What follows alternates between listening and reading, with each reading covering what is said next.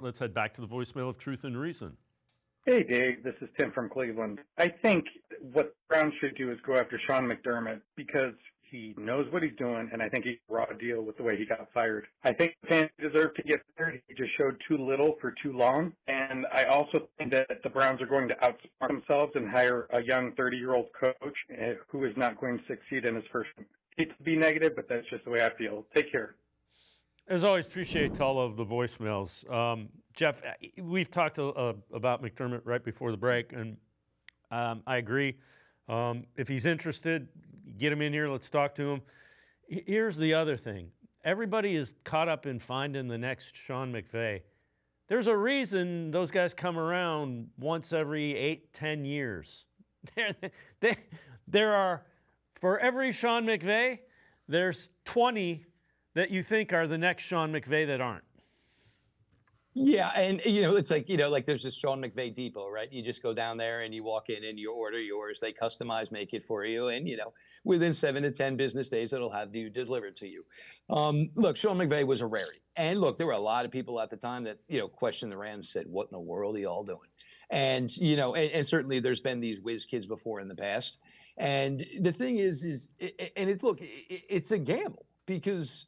Yes, his offensive mind could be fantastic. He knows everything, this, that. That's fantastic. Can he handle 52?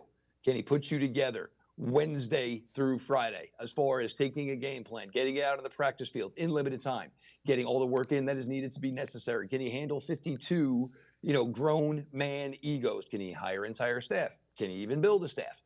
Can he, work back and forth with his general manager? If he has an owner who at times has found a way to be meddlesome, can he deal with that as a 30-year-old man who has probably never even head coached a high school football game? And now all of a sudden you are walking into one of the most demanding job positions in all of basically the United States. There are so many factors. And how do you handle that? How do you handle success? No different than a college kid going from college, well, maybe a little different now, obviously, to the NFL. A guy now has, a real job, real money, real life, things that are going on.